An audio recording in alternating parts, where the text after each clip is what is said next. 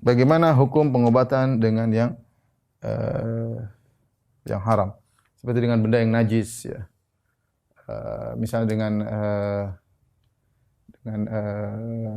daging babi misalnya, ya. Para ulama membagi menjadi dua, ya.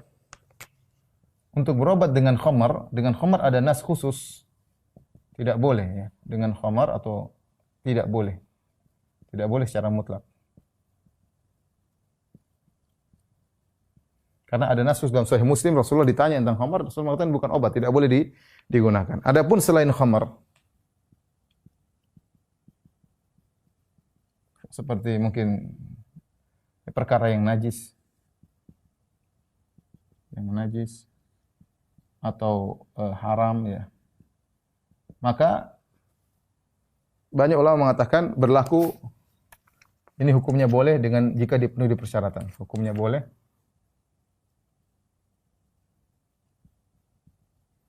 jika terpenuhi persyaratan. Ini ada khilaf, ya. Ini khilaf. Saya jelaskanlah. Ini khilaf.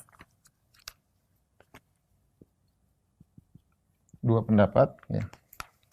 Ada yang mengatakan tetap tidak boleh secara mutlak, tetap tidak boleh. Apa dalilnya? Karena Nabi SAW mengatakan, tadawu ibadallah wala tadawu bil haram.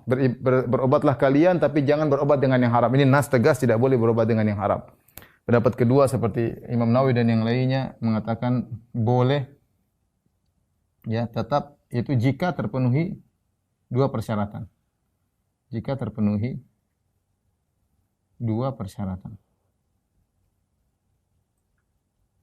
Kenapa darurat, ya? Tadi dua persyaratan tersebut sudah kita jelaskan, tidak ada alternatif lain yang pertama. Kemudian benar-benar sembuh. Kalau masih ada obat lain tidak boleh.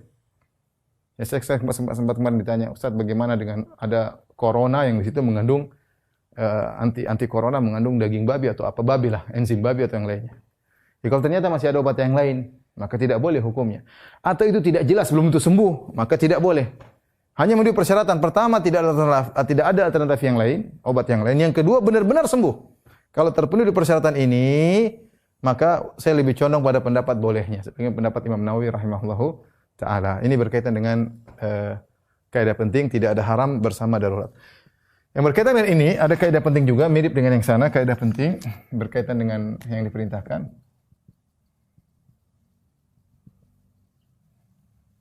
La wajiba ma'al ajiz.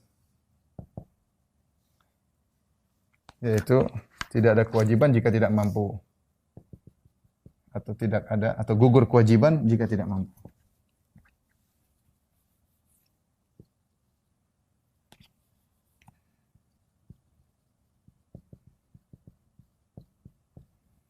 Jika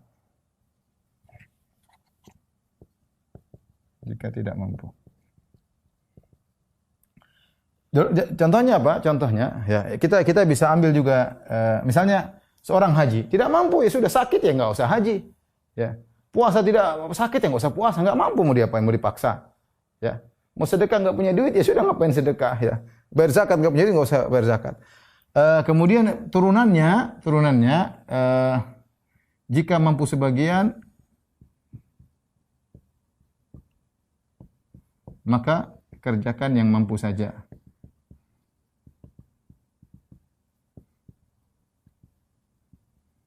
Contoh dalam salat, kata Nabi sallallahu alaihi wasallam, "Shalli qa'iman." Salatlah kau dalam kondisi berdiri. Fa illam tastati' fa qa'idan. Jika kau tidak mampu maka dalam kondisi duduk. Jika kau tidak fa ala jam, kau tidak mampu salat dalam kondisi duduk maka berbaring. Contoh, padahal kita tahu berdiri rukun salat. Kalau seorang sengaja salat wajib dalam kondisi duduk maka salatnya batal. Kalau dia mampu berdiri salat duduk batal. Tapi kalau dia tidak mampu, misalnya di pesawat tidak ada tempat harus duduk di kursi misalnya, atau dalam kendaraan bergoyang-goyang tidak mungkin dia berdiri, salat sambil berdiri, maka dia boleh salat dalam kondisi duduk. Kenapa? Dia tidak mampu. Dia tidak mampu, ya. Ini contoh seperti seorang dia salat, ternyata dia tidak menemukan air maka dia bisa tayamum. Kemudian kalau dia ternyata tidak ada air, tidak ada tayamum, ya. Contoh misalnya gimana, ya. Dalam kondisi dia tidak bisa terkena air, dan juga dia tidak bisa terkena tanah, ya, tidak bisa terkena udara, misalnya pakai APD misalnya dalam kondisi tertentu dia harus salat. Sebenarnya tidak boleh buka. Kalau dia buka maka virus akan masuk dan macam-macamnya. Boleh, mau diapain lagi? Tidak mampu. Boleh salat meskipun tanpa berwudu, tanpa tayamum. Ya. Demikian juga para ulama khilaf. Misalnya seorang dia hanya bisa berwudu pada sebagian, ya. Hanya bisa berwudu pada sebagian. Kakinya sebagian misalnya terluka, tidak bisa kena air. Apakah dia berwudu? Terus sisanya bagaimana? Ada yang mengatakan sisanya sudah gugur. Ada yang mengatakan dengan tayamum, ada yang mengatakan menggabungkan antara wudu dengan yang dia mampu wudu, dia wudu, yang tidak dia mampu bagian kakinya dia tayamum, sehingga dia menggabungkan tayamum dengan wudu. Tapi ada khilaf di kalangan para ulama. Tapi ini contoh sederhana yang bisa kita lakukan sebagian, maka lakukan sebagian, yang tidak bisa kita lakukan maka kita tinggalkan.